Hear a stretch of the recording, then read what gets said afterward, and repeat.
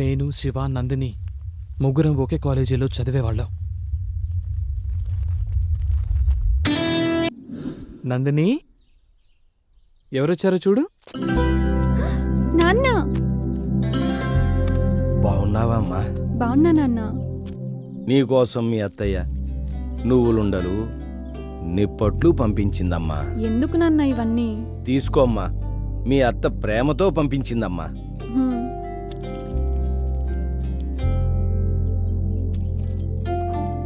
మీ అన్న చెల్లెలేనా స్వీట్లు తినేది? మాకెవరా? బాబు మీరు? శివా నాన్న, మన రామాపురమే, పెద్దింటి రామయ్య గారి కొడుకు. మీ ముగ్గురం ఒకటే క్లాసు. మీరు పెద్ద కులం వారు, మాలాంటి చిన్న కులపొళ్ళ తిండి తినకూడదయ్యా. ఏం పర్లేదు. వద్దు బాబు, ఈ విషయం ఊళ్ళో తెలిస్తే మీ వాళ్ళు మమ్మల్ని బతకనీరయ్యా. అది మీ కాలం, ఇది మా కాలం. అయినా ఇది సిటీ, ఇక్కడ అవన్నీ ఉండవు. మేమంతా ఒక్కటే. అవును నాన్న, మేమంతా ఒక్కటే. ఇప్పుడు కాలం మారింది నాన్న. అంతేనంటావా అమ్మా?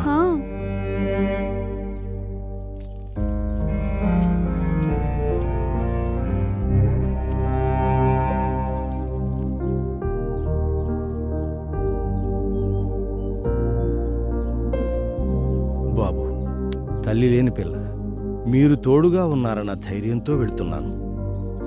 మీరే కాస్త తోడుగా ఉండండి బాబు.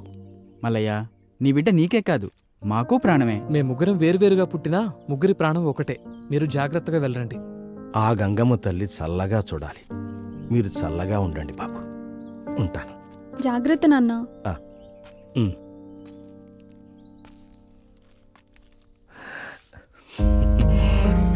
బాయ్ నాన్న.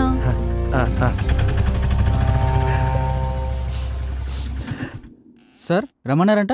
అవును, రండి.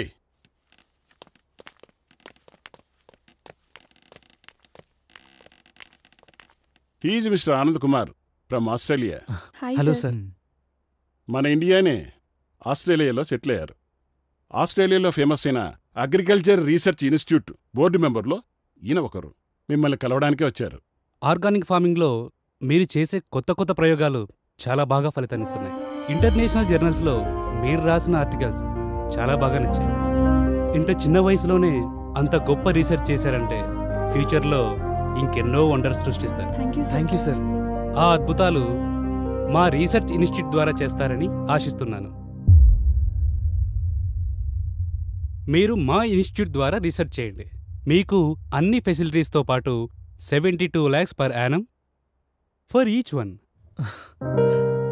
Thank you, sir. Okay, all the best, young boys.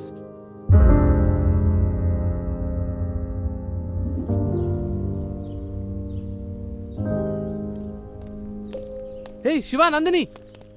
These are our foreign offer letters. మనం అనుకున్నది సాధించాం. యాహూ! సాధించాంరా. ఏంట్రా, నేను ఇంత హ్యాపీ విషయం చెప్తుంటే ఇద్దరు డల్గా కూర్చున్నారు. మనకు ఆఫర్ లెటర్ వచ్చింది. లెట్స్ ఎంజాయ్ రా, ఎంజాయ్. రామ్, నువ్వు ఫారెన్ ఆఫర్స్ గురించి ఆలోచిస్తున్నావు, మేము మా ఊరి ఫార్మర్స్ గురించి ఆలోచిస్తున్నాం. అంటే ఇప్పుడు మీరిద్దరు ఊరెళ్ళి పంటలు పండించాలా? మన బ్యాచ్లో ఎవరికి దక్కని ఆఫర్ మనకు దక్కింది. మన ఫ్యూచర్ గురించి కూడా ఆలోచించండి రా. ఏంటి నందిని వీడు ఇంత పిచ్చిగా మాట్లాడుతున్నాడు? రామ్, మాకు మా ఊరే జీవితం. మా రైతే మాకు ముఖ్యం. మా ఊరి పంటల్ని బాగు చేసి మా రైతుల జీవితాలను మార్చడమే మా ధ్యేయం. అదే మాకు ఆనందం.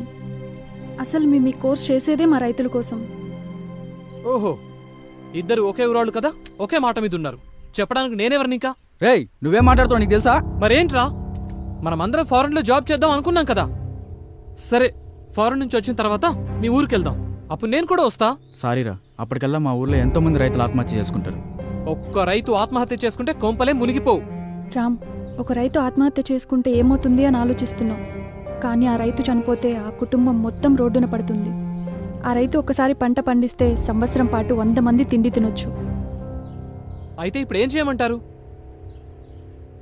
మేము ఊరెళ్దాం అనుకుంటున్నాం. ఊరు ఊరు ఊరు, ఎప్పుడు చూసినా ఊరు గురించేనా? అవునరా, మాకంటూ ఒక ఊరుంది కాబట్టి ఊరు గురించి ఆలోచిస్తున్నావు. నీదే ఊరని నీకే తెలీదు. అయినా అనాథాశ్రమంలో పెరిగినోడివి, నీకేం తెలుస్తుంది? అంటే ఇప్పుడు నేను ఎవరు లేని అనాథనని మీరిద్దరూ అంటున్నారు? రే రామ్, నేను అలా అనలేదురా. వద్దురా, నువ్వెలా అన్నావో నాకు అర్థమైంది. నేను మీలా ఆలోచించలేను. మీ ఇష్టం.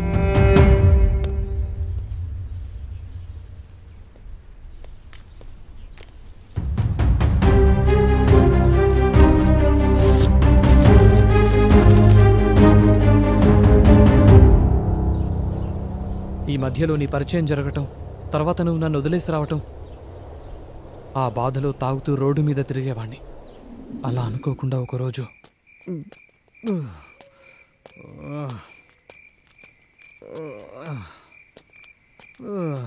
బేబీ నువ్వే చెప్పు.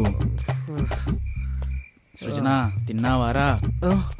చెప్పాలి. అది తినింది లేదు, వీడు పెట్టింది లేదు. ఏమైందిరా? అసలు నీ ప్రాబ్లం ఏంటి చెప్పు.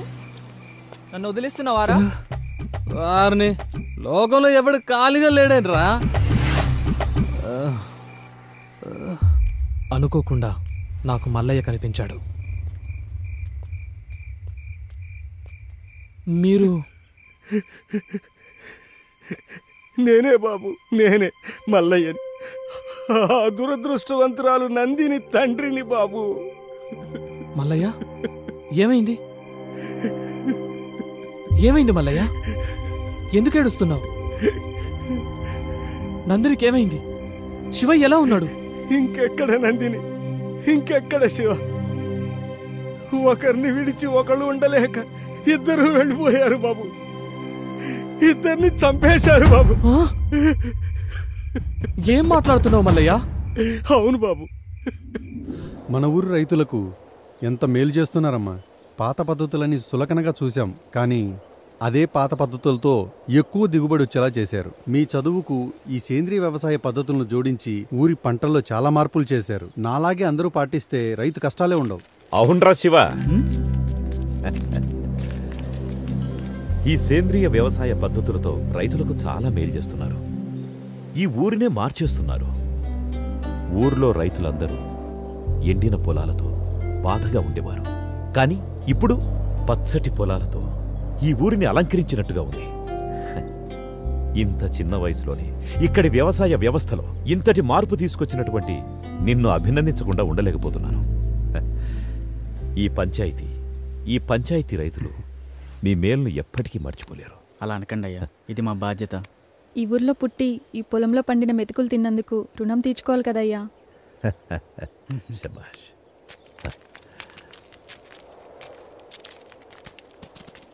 రే మల్లిగా. అయ్యా దండాలయ్యా. మంచి కూతురుని కన్నావురా. తల్లి లేని పిల్లైనా ఈ పల్లెకే తల్లయింది. అంతా మీదయ్యా.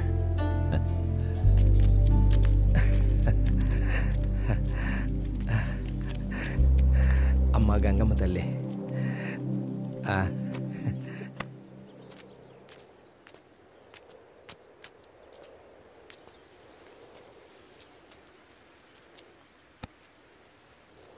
ఎప్పుడు ఈ ఆకులు పొలాలేనా? నా గురించి ఏమైనా పట్టించుకునేది ఉందా? ఇంతకన్నా ఇంకెలా చెప్పాలిరా మగడా. సచ్చినోడా కూచో. నా పైన ఏమన్నా దృష్టి పెట్టేది ఉందా లేదా? దృష్టి పెట్టి చాలాసేపు అయింది. వెళ్ళడానికి ఏ అడ్డు అప్పు ఉందో మరి లేదంటావా? లేదంటే లేదు, ఉందంటే ఉంది. లేదు, లాక్ చేసుకో. లాక్ చేస్తా.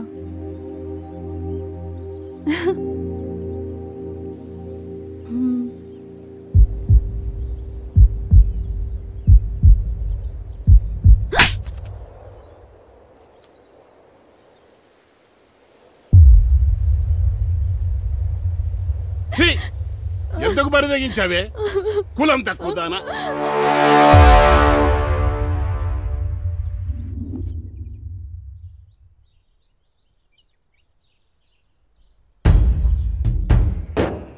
అయ్యా, ఇదే మా శివదాన్ని వల్ల వేసుకునేదయ్యా. ఇల్లే దాన్ని ఉసుకొలిపినట్టు ఉన్నారు. కులం తక్కువ నా కొడుకులు. ఇదిగో మాటలు జాగ్రత్తగా రాని.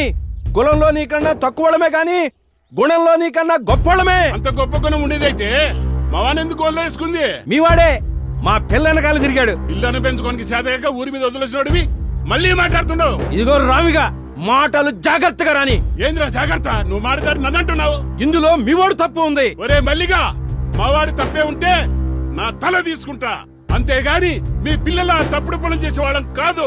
మాది మర్యాద ఉన్న కుటుంబం. అంటే మాకు మర్యాద తెలీదా? మేము ఇచ్చే మర్యాద వల్లే మీకు గౌరవం పెరుగుతుందిరా. ఏందిరా రేగి ఎక్కువగా? నాలుకలు తెగిపోతాయి. ఇది పంచాయతీ అయి సరిపోయింది, లేకపోతాను. మీ కులం వాళ్ళందరూ ఒకటైతే మా కులం వాళ్ళందరూ ఒకటైతాం. ఊర్లో ఉండేది మీరో మేమో తేల్చుకుందాం. మాతో పెట్టుకుంటే మీ గుడిసెల్ని తగలెట్టేస్తాం. మీరేనా తగలెట్టేది? మాకు చేత కాదా? మేం తలుసుకుంటే మిమ్మల్ని చంపేసి మీ ఇళ్ళని కూలగొట్టి అదే మా కూలి పని అనుకుంటాం. ఏం చేస్తారా మీరు? కూలీనా కొడకల్లారా! ముందుకొస్తున్నారు.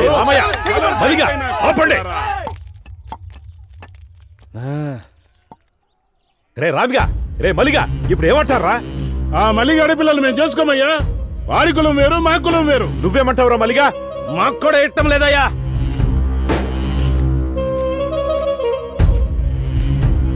చూడు శివ, చూడమ్మ నందిని, నీ ప్రేమ వ్యవహారం వల్ల ఊరే తగలబడేటట్టుంది. అలా జరగడానికి ఒక సర్పంచ్గా నేను ఒప్పుకోను. ఇది ఇంతటితో సద్దుమణగాలంటే మీరు పెద్ద మనసు చేసుకుని మీ ప్రేమను చంపుకొని ఊరిని ఒకటిగా ఉండేటట్టు చూడండి. ఇద్దరూ కలిసి మన ఊరి పంటలను బాగు చేయాలనుకున్నారు.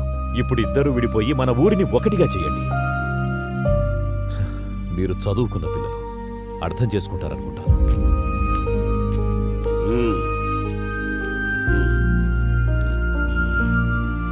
రారా పదం. ఇక అయ్యగారు చెప్పిన మాట కట్టుబడి ఉండు. రామ్మా.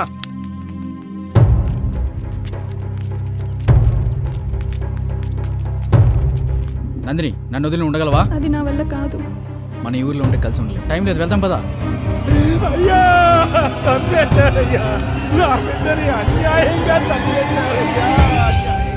శవం చేతులు ఈ లెటర్ ఉందయ్యా. నందిని కిరాతకంగా రేపు చేశారు.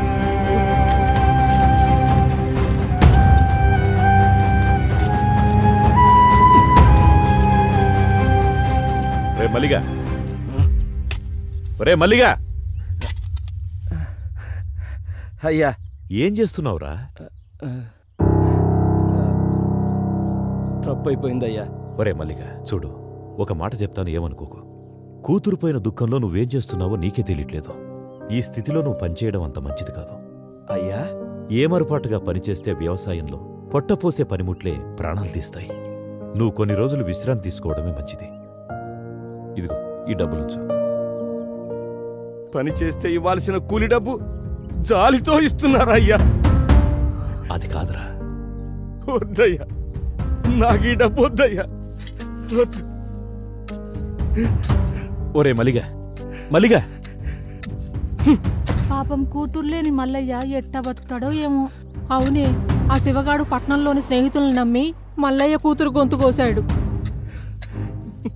నా బిడ్డను నాకు కాకుండా చేసి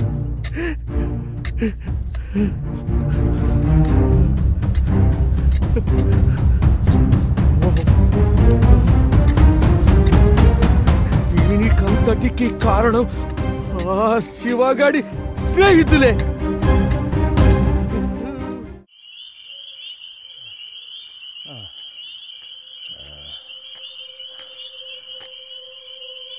నా కూతుర్ని చంపారన్న పగతో మిమ్మల్ని చంపాలని పొలంలో వస్తుంటే చావు బతుకుల మధ్య శివ పడున్నాడు బాబు.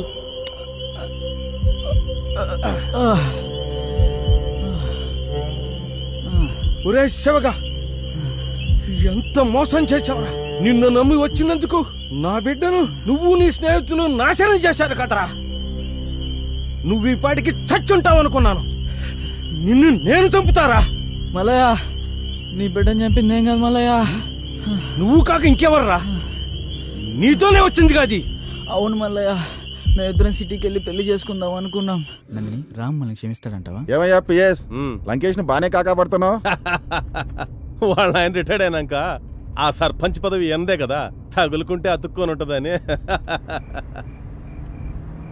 లంకేష్, ఓసారి అటు చూడు, శివానందిని ఉన్నట్టున్నారే. ఈ టైంలో వీళ్ళిక్కడేంటి? ఏం కాదులే శివ, రామ్ మనల్ని క్షమిస్తాడు. వాడు మనల్ని చూస్తేనే కరిగిపోతాడు.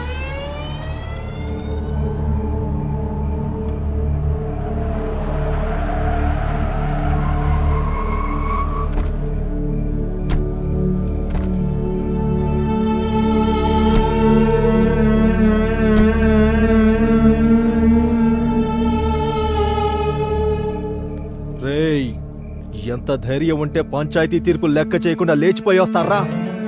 మేమిద్దరం ప్రేమించుకున్నాం. పెళ్లి చేసుకోవడానికి సిటీకి వచ్చామన్నా. ఎవరే నీకన్నా? రేయ్ నా నందిని కొడతావురా? రే అంటావురా? శివ అన్నా ప్లీజ్ అన్నా. శివ నందిని పిల్ల మిసమిసలాడుతోంది. ఓ సూపు చూడొచ్చు కదా. వద్దన్నా. నాకు దీని మీద ఎప్పటి నుంచో మోజుంది, కానీ ఊర్లో వల్ల దీన్ని వదిలేశా. ఏం చిక్కావే? శివ లేదు. నందిని అన్నా ప్లీజ్ అన్నా. శివ అన్నా ప్లీజ్ అన్నా. నందిని అంటారు. నందిని అన్నా వదిలేండి అన్నా. శివ శివ లంకేష్ అన్నా నేను అన్నా ప్లీజ్ అన్నా. అన్నా ప్లీజ్ అన్నా.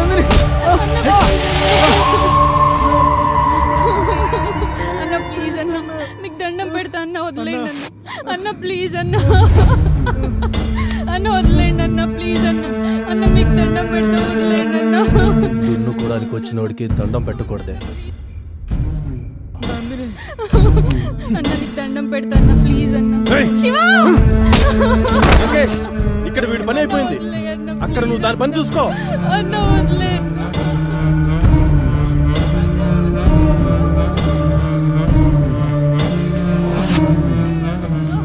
సిగరెట్ ఉందా? లంకేశుడు బాగా ఇవ్వు.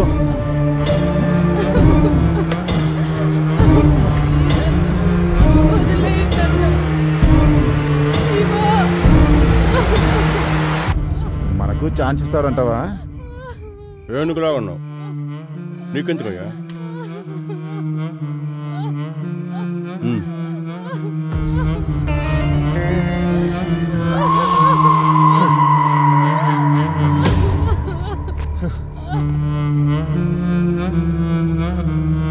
అసలే షుగర్ పేషెంట్.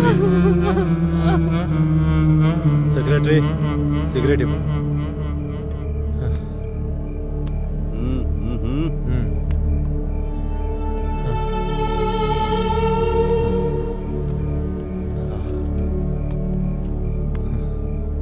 లంకేష్ మేము కూడా.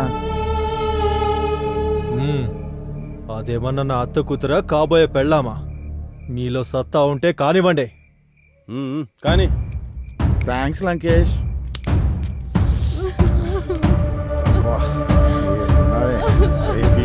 లాగా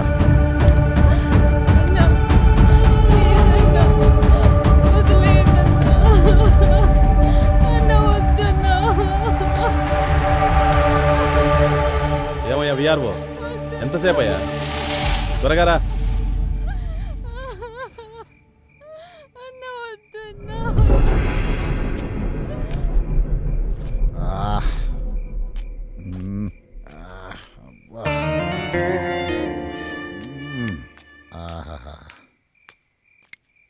ఏమయ్యా బాగా అయిందా?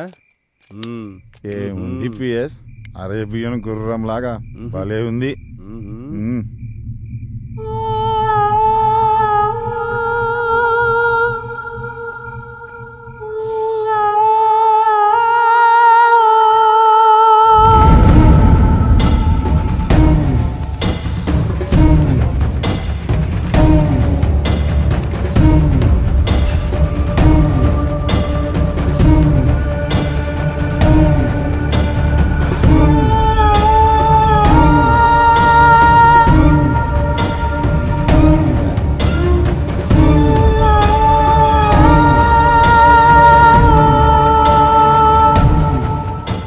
ఏంటి అప్పుడే వచ్చేసావు?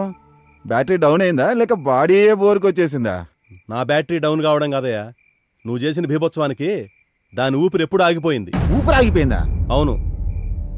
మరి ఊరికే వదిలేసావా? దాని ఊపిరి ఆగిపోయిందని ఊరికి వదిలేస్తానా? చచ్చా కూడానా? ఏంటి చచ్చిందా? మరి ఇప్పుడు ఎలా?